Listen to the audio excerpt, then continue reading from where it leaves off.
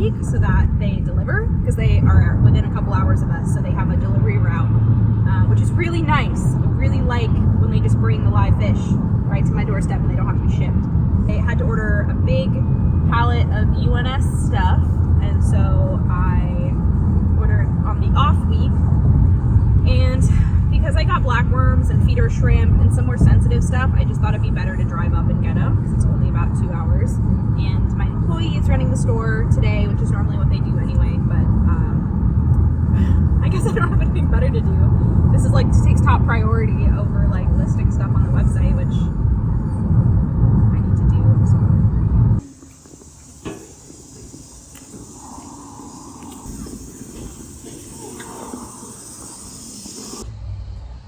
My fishies.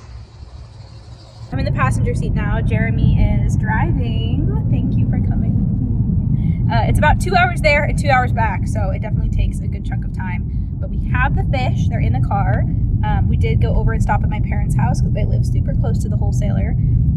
They went and took us out to lunch. It's really nice. So we got something good to eat. Ended up getting barbecue and got to try a new place, which is really good. I picked up a painting. You can see the tiny little bit of the box right there. It's really cool. It was a gift from my mom, and it's a commissioned custom, like black water biotope kind of, I don't want to say landscape because it's underwater, but like underwater scape with some wild bettas, or bettas, and that was done for the store. So I'm really excited to show you guys that. I'm sure I'm gonna make a TikTok video about it probably, but I'm sure it'll show up in like a tour of the store at some point. And I'll show you that and give you a little bit more info, because it's a really, really cool story. So we picked that up. I dropped off my brother's sweatshirt because he left it in my car too. So now we're heading back. Sheep. There's so many sheep. Look at all the sheep. We are, what? There's a lamb? Yeah. Aww. We are in the valley, so we got a lot of sheep. There it is. Let's go beeves. There's Corvallis. Got back, and there is the store. All right, I got the boxes back in the fish store, so it's time to start opening these up. The store is open, but there's no one in here, so I might have to pause a few times. I definitely don't want to film any customers or make anyone feel uncomfortable with me filming in the store, but it's a lot nicer up here than in the basement. So we got 3 boxes. Ooh, oh, this is fun. So this first one is some angelfish, some snails, and some goldfish. These are our snails. I got, these are trapdoor snails, and these are mystery snails. These guys are gonna go straight into the tanks. And then everything else in here is gonna go down to the basement for quarantine. So let's go get these guys over. Trapdoor snails are definitely great for tanks too, but we're also gonna kind of market them for pond season. So we're gonna go put those in that goldfish tank. Our mystery snails go. So we'll go ahead and start floating those guys. Lots of really pretty oranges in there. Love those. I don't know what these are. Let me take a look. Oh, these I think are my threadfin rainbow fish. I don't stock a lot of rainbows, but we do stock some of the nano varieties. They're a little skinny, but otherwise they all look good. So we're gonna definitely quarantine these and get them wormed and everything, but that's exciting. We do already have Pseudomugil luminatus and Gertrude for our dwarf rainbows. And then we have Praecox as well. That's about it. These, I ordered them not knowing what they were because they were on the list as high red angels, which Googling, I was not able to find a whole lot about what high red meant coloration, besides it came up with just a bunch of red devil angelfish. So I do really like the look of these, and I like that they're small because we do stock mostly 20 gallons, so these guys will be a good size until they sell. Yeah, these look nice, don't they? Red koi. Aren't they cute? But yeah, that's a nice size. And then look at these guys. We got some black moors as well. I mostly bought these because they're popular. We're gonna quarantine the heck out of these before we mix them with our other fancies. But they actually they don't look too bad. I don't see anything I don't see anything on them immediately, but we're definitely going to treat for internal and external protozoans, which is kind of standard. There's that first box. And I can move on to the second one. All right, there's the second box. Ooh, black worms. All right, we got more goldfish, feeder shrimp, and black worms. That's a good way to pack the boxes. This one has a cold pack instead of a heat pack. All the rest have heat packs. Even though I go pick them up. That's one thing I really appreciate about this company. Even when I'm going to pick up goldfish or they're doing deliveries, they don't just lazy pack them. They're really good about making sure they do heat packs and all in insulation and everything still. These are the shibunkin. Definitely going to quarantine the heck out of these as well, but not bad right off the bat. These are mostly for pond season. I wouldn't put these in a tank. Please don't put them in a tank. Unless it's really big. There's our big bag. I haven't ordered in ghost shrimp in a while, so I figured it was time I do it again because I was getting some black worms as well. So there's our 100 feeder shrimp. I'm straight up gonna put these in an aquarium because if I put them in a tank in the basement and we're not watching it and it's being water changed too much, these guys are just kind of sensitive, so I think they might die. So we're gonna put them in a tank that's on auto water change and is really stable. Feeder shrimp are also especially good for testing out whether or not your betas are gonna eat shrimp. I should say betta, I've been saying beta too often. We sell a lot of neocaridina, but not everyone wants to risk their $5 to $8 neocaridina on a snack. So ghost shrimp are nice for that. There's our pound of black worms with a nice cold pack. Honestly, packed very well. Water is not even that cloudy. I think that's awesome. We're definitely getting 3 pounds next week, so we're gonna try to keep them in stock as much as they're available. So come get them if you're in Corvallis. If you're not, I'm sorry, I'm not shipping black worms in the summer. It's a great way to just receive goop. All right, we're on the third box. I would have had plants to do today as well, but their plant shipment got delayed, so they are gonna have to ship them to me, unfortunately. Alrighty, now this is most of my nanos. There's a few fun things in here too, so. Classic. Oh, look at them go. Whole bunch of healthy looking noodles. Here we got some white clouds. I was out of these. I only have the golds left, so we got some more of the classics. We got, what are these again? I don't know what these are. Ooh, these are gold ring danios. So they're kind of like leopard danios. They have, I'll put up a photo of them fully colored up because you really can't see in here, but these are a really fun species. I got to work with a little bit for a custom build, and now I'm hopefully going to see if he wants some more of them. Do you think Mark is going to want more gold ring danios? Now the last 3 things in this box. I got one more classic here. Nice group of cherry barbs, just a few more to top off our tank. Looking pretty healthy. Still going to go through quarantine just to be safe because we have an existing group in that tank. Definitely don't want to risk them. These, I have been waiting to get these for so long. I'm so excited about these. This is one of my favorite species of gourami. These are chocolate gourami, and they look good. I mean, they're definitely a little stressed, but this is kind of just how chocolate gourami behave in a bag. I don't see any deads or anything to be concerned about, so barring quarantine, these should be available real soon. Last thing in this box is arguably the coolest, and that is a bag of gold laser cories. No idea how I'm going to price these guys yet, but we'll try to keep it as competitive as possible for a local store. And I got a group of 12 just to see how they do, but they're looking good, real pretty. We get a certain type of external protozoan that we see really often on corridores, especially a lot of the common ones like the panda cories or the albino or the bronze. So I'm definitely going to go through and quarantine these with those meds just to be safe because it's really small and hard to see on these. I don't see any issues with them so far. These are exciting. Yeah, this whole box looks great. So these are 3 more boxes. What I do with these is I have a guy that I met at, where did I meet him? We met him while dropping off fish at UPS. And we chatted for like 2 hours outside UPS. He's so nice, but he doesn't do anything that we do. He does coral wholesale to stores in the area. And so he was actually talking to me. We were talking about the store, and he asked if I ever get big boxes for this like wholesale. And I was like, yeah, I get a lot of them. So I can return these to my wholesaler. They'll give me the credit back. So they charge me $3 per box. And if I give them back when I go to pick up an order and I get in a delivery, they'll just give me a $3 credit. But instead of doing that, I just sell them to this guy for $3 each, because that way it's, I don't know, I don't make any money off of it, but that way he gets these boxes for a much lower cost than they would cost to buy brand new in the United States. So it works out great for me, for him, for local business supporting each other. So I'm gonna, I gotta show you the stack. I have 5 of this size up there. Those 2 bigger ones right here are from wholesaling Bettas directly from Thailand. So those are 2 insulated boxes as well.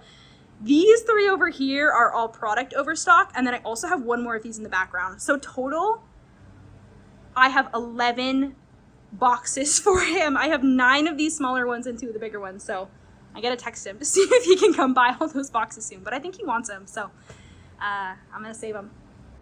I am so unbelievably tired. The store is closed. I'm just working on setting up quarantine right now. This is the basement of my fish room. Welcome. It looks a lot different than upstairs because this is an 1880s. I believe the original construction date was 1882, so 2025. It's been quite a few years. And I don't think this thing has like ever been updated, so it's kind of creepy. But it allows me to have a space to quarantine my fish, so I like it. And what I am doing now, which is on the floor here, is taking my little med bucket and dosing out the meds that I am going to be using in quarantine. I've already gone through and I make a list ahead of time of what species I have coming in and what I want to quarantine them on. A lot of it is just going to be deworming. Some species I do go straight to antibiotics because of how frequently they have them, or how frequently they have like a bacterial infection, I should say. This is my chocolate gourami. I'm going to add some botanicals in here for them as well because they will be pretty stressed in just the bare open tank. So we're going to go get some catappa leaves and then definitely a lid. These guys might jump out. So I'm going to make sure that there's a lid on this and a few other of these, or most of these as well. And then this one is just going to get some internal wormer, which I've already dosed in here. That's Expel P, which is levamisole. And then we're also going to do Paragard for external protozoans. It's a little bit gentler on the fish compared to the formalin-based medications. And it's pretty effective. It's the, Seachem Paragard. I do often use copper as well. I do it preventatively, especially on live bearers, where I see a lot of external protozoans, and on bettas, where we get a lot of velvet. But I don't always jump to it, just because some species are more sensitive to copper, and then it's more annoying to get out of a system if I want to do inverts in there later. So if I'm just doing preventative, Paragard is pretty effective. So this is the little packet of Expel P. I'm going to put that in this 10-gallon up here, which is for my angelfish. Pretty much everything is going to get Expel P. I did slightly miscalculate the tanks I needed, so I'm short 1, which just means gold ring danios and my white clouds are going to go into quarantine together. But I've had really good experiences ordering both of these species from this wholesaler, so I'm just going to go with it and treat them both in the same tank. There are specific species that I continuously order in that have more issues than others. This batch is mostly stuff that I don't have issues with, which makes it a little bit easier for sure. But I definitely get a lot of stuff with live bearers. Here, I'm going to tilt this up. I definitely get a lot of issues with live bearers, tetras. What else? I mean, bettas, obviously, but I actually do my own sourcing for bettas. I don't get them from the U.S. wholesalers. And then this one, these are 2 5-gallons, so I'm going to split the packet between them. I can actually just even it out and then literally split it in half. I gotta go grab my Paragard real quick, but I remembered the other thing that I have a lot of issues with, pea puffers for sure, especially with like internal worms and stuff like that. And then I was gonna add that CPDs or celestial pearl danios have been like a little bit hit or miss sometimes. They have like the really sunken tummies, especially when they come into the store, or when they're shipped to us, so they can be kind of clampy too. But I've actually been getting those all locally bred, so I have like no complaints there because the guy I buy from breeds them like in the next city over and does a really good job, and they've always been super healthy, so I am very lucky on that front. All right, there is my Paragard. I'm gonna go ahead and dose out the amount for each tank.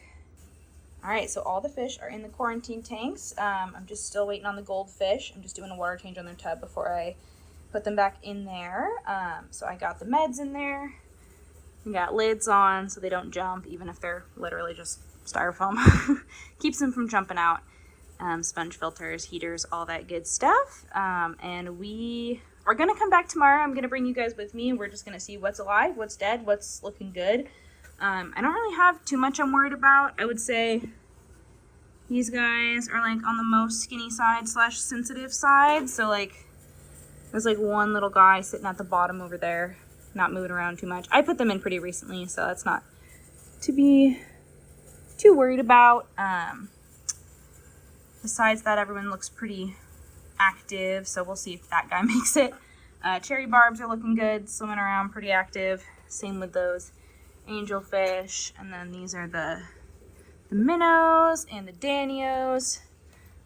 There's the cories. They are on bare bottom, which is less ideal for cories. They don't love it as much, but they do got a little hive in there.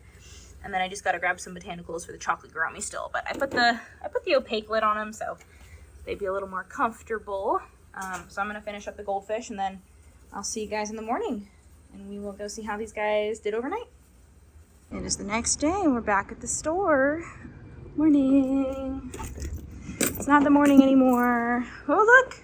I hung up a painting. Oh. This is actually my first time looking at the fish. I didn't look before I started filming, so we'll see in real time. But those thread fins are looking good. I don't see any issues. The one that was a little stressed when I first put them in there is obviously swimming with a group now. Yeah, they look good.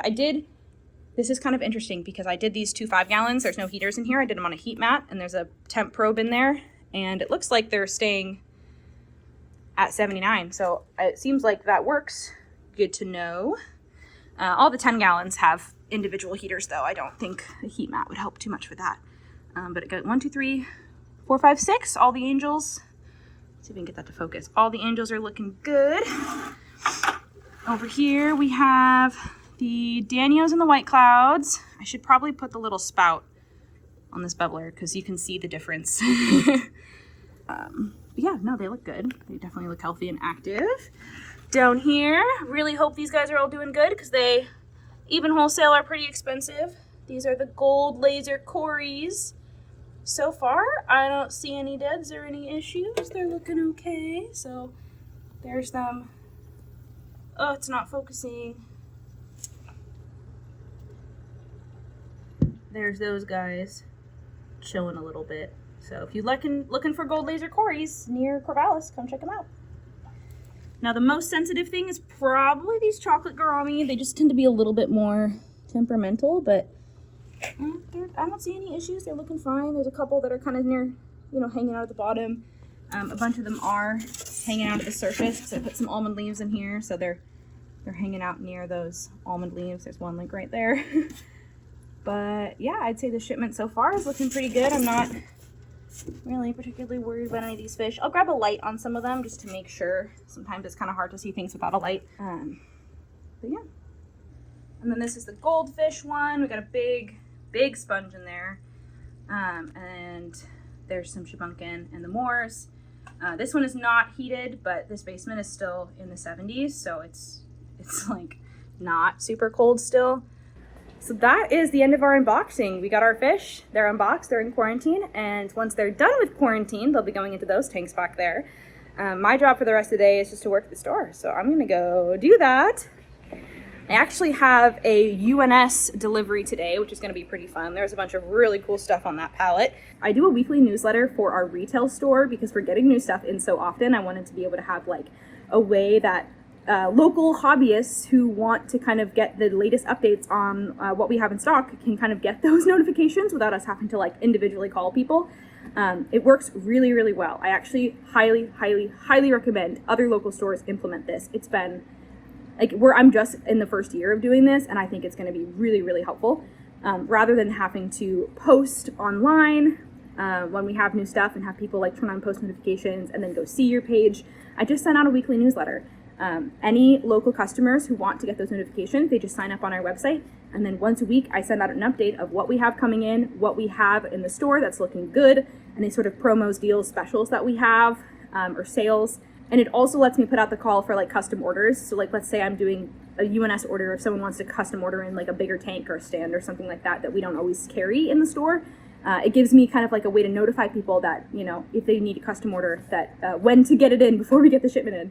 You can totally do this through social media. The issue that we have with doing that is that we have the online store and the retail store. So what we stock online and what we stock retail is going to differ pretty drastically. And so I want to make sure that I'm not just like notifying everyone across the entire US about what we have for our 1,000 square foot retail store that they can't go to. And so that's why I found that having like newsletters, I actually have 2 newsletters. We have the retail store one and I have the online one. The online one is like over 5,000 people. We send it out all over the US. It's not on a schedule. It's just when we have new stuff and restocks and stuff like that, or deals or sales. And then the retail store one is only a couple hundred people. And those are just the people in our community who can get updates on our stocking. There's all the stuff. That's what it looks like to get a delivery during the retail day. A little crazy. It's kind of, look at that one. It's gotta be my favorite. So I gotta sort through all this and I gotta rearrange that shelf there.